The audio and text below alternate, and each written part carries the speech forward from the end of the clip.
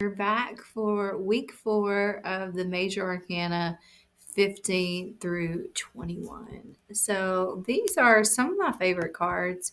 I would think the more difficult to read of the major cards, but still exciting and important to learn, super important to learn.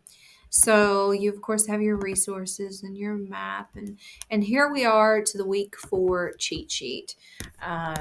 So this week we're going to talk about reading tarot card reversals. This is one of my absolute favorite topics, and I told you in a previous video that I think it's so important to understand how to read reversals and that you shouldn't shy away from it. Now, does this mean that readers who don't aren't good readers? No, but I think that your readings miss out on something when you don't read the high and low vibe of a card.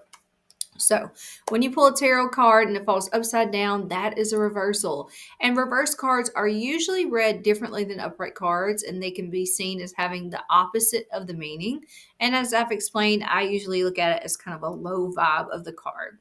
There are some exceptions to the rule, like the Five of Cups. That is a card that, when it falls reversed, it usually has a more positive or higher vibe meaning than when it falls upright.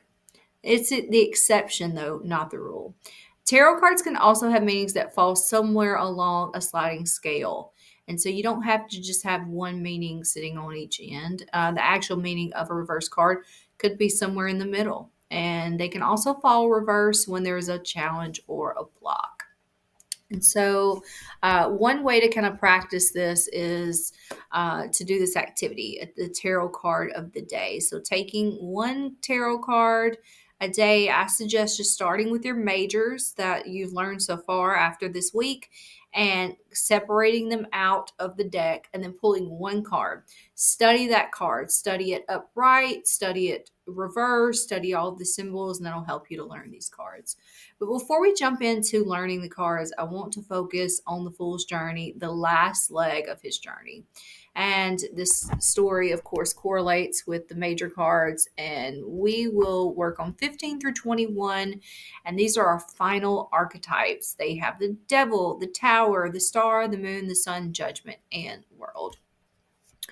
So, okay, a little more about reversals. So I kind of read to you the cheat sheet, but you should definitely go back and read this too, because these are the 4 ways that you can read a reversal.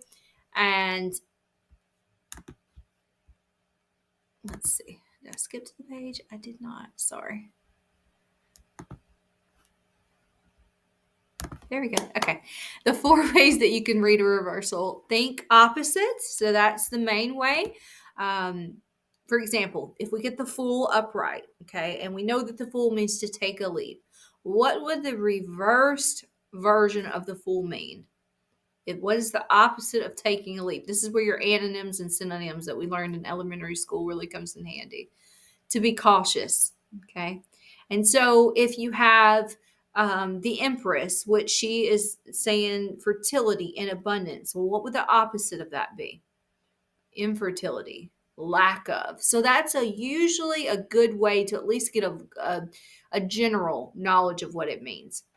But some cards aren't read as opposite, but extreme versions. And that the Empress can be that as well. For example, when the Empress represents nurturing and closeness, but on the opposite end, it's the like what can happen when that goes awry. Okay. So if you have a mother who's really loving and nurturing with her child, what can happen when it goes too far? Unhealthiness, codependency. And so cards can be read that way as well. All right. The sliding scale. So you can think of tarot as having a sliding scale and then it falling in between somewhere. So let me give you an example. Let's say the Emperor. So the Emperor can upright be about having control, security, always wanting things to be very secure. And then the opposite end of that, when you have it upside down, it's like taking that to an extreme, right? Where we're controlling everything. We want to have everybody under our thumb. And so the sliding scale is that somebody could be falling somewhere in between there. Maybe they have these issues with control, you're reading for them, and then now they're kind of shifting to where they're trying to control the other people in their lives. So that can happen as well.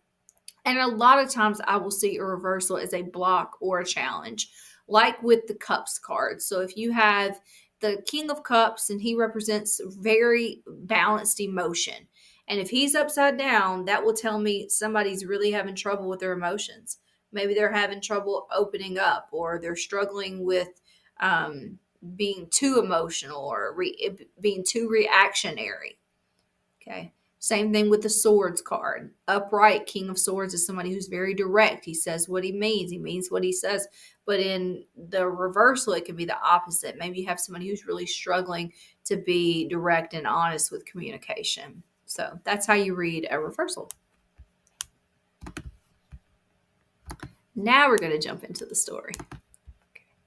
So here we are at the Fool's third line, and my first card out is the Devil.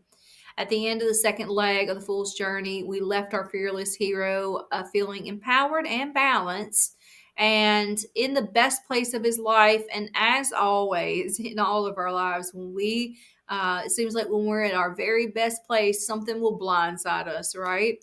He had been warned of the devil, but always assumed that he would come as some scary figure lurking around a dark corner. Instead, he was surprised to learn that the devil is actually our unhealthy habits that live inside of us: addiction, materialism, abuse. The devil gave the fool his toughest battle yet. But after their meeting, the fool knew the importance of detachment and living simply. And he realized that ignorance and hopelessness lodged in us is what causes us to obsess over the things we can't control. And he wondered, though, will I ever be free? And then the tower appeared. And with the tower, he had to accept reality and admit that everything was a disaster. Everything was a mess. It was trauma, destruction, chaos, loss, pain, confusion. And instead of avoiding those negative feelings and ignoring everything he had lost, his tragedy, he just sat down in the rubble. He was determined to turn this disastrous event into spiritual growth. He looks up, and what does he see? The star. Hope, inspiration, renewal. He embraced his creativity, his positive feelings, and he shed his disappointment, his doubt, his despair. He left it all there in the rubble. And his dreams are coming true. That's the meaning of the star, that your dreams are coming true. All right. So who's next? The three amigos, the moon, the sun, and judgment. Now he's full of faith. He's calm. He dusts himself off. He continues his journey. But now it's a battle of the mind. He tries to keep a positive attitude, but all of a sudden his subconscious is fighting him, deceiving him. It's hard for him to determine whether the strong emotions that is brought on by the moon, are they an illusion? Are they insecurity? Or is this like his psychic message? How many times have you had a thought and you're like, is this like my intuition, or is this just fear? And so he takes some time to meditate. He becomes cool, calm, collected, and he has newfound clarity, and that ushers him into brighter days. That's brought on by the sun. He feels happy, he feels inspired, and he refuses to become the opposite version, which is depressed, focused on failure. Instead, he's confident, he's free. All right. Well, then there's judgment. He felt a deep sense of satisfaction, spiritual awakening, renewal. Doubt and blame still enter his mind from time to time, but he knows he has to answer the call of his own soul, and he has to take an action. And so where do we end up? With the world. The world is the final major card, the 21. He feels complete, fulfilled. He no longer is walking through life unfulfilled, feeling like a failure. Instead, he trades that in for success and achievement. He feels like he belongs somewhere, and he continues his travel, having manifested everything that he desires. So that's his final card.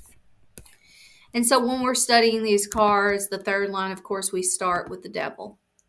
And the devil, I like to look at the chain.